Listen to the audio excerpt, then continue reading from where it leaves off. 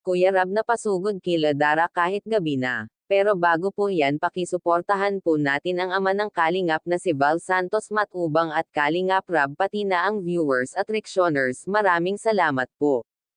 Kuya Rab, muling binisita sila Dara at Bea sa bundok dahil nag-alala sila sa kanila.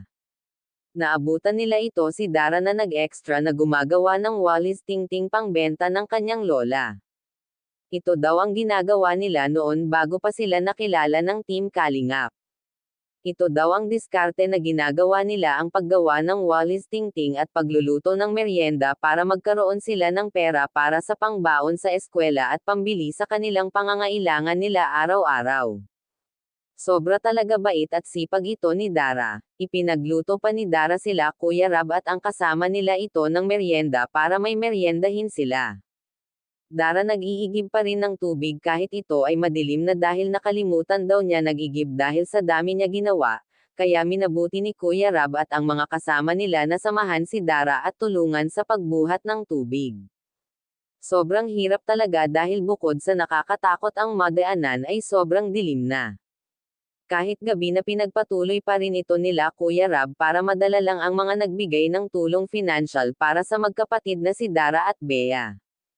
Sobrang saya at nagpapasalamat si Dara sa dami ng nag-sponsor o nagbigay sa kanila ng tulong. Ngayon niya lang daw po ito nararanasan sa buong buhay niya. Dahil bago pa daw sila nakilala sobrang hirap na daw nila pero pilit nila ito kinakaya. Pero ngayon daw dahil sa tulong ng mga sponsor sa kanila nabibili na daw nila lahat ng pangangailangan nilang dalawang magkapatid.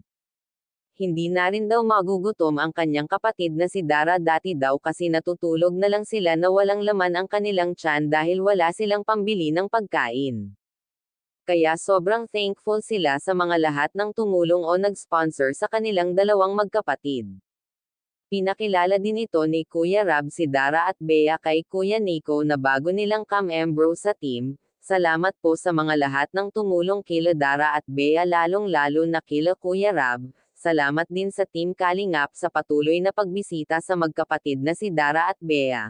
Kaya hanggang dito na lang po at maraming salamat po. Kung bago lang po kayo sa channel ko pa-like and subscribe my channel. Thank you for watching and God bless us all.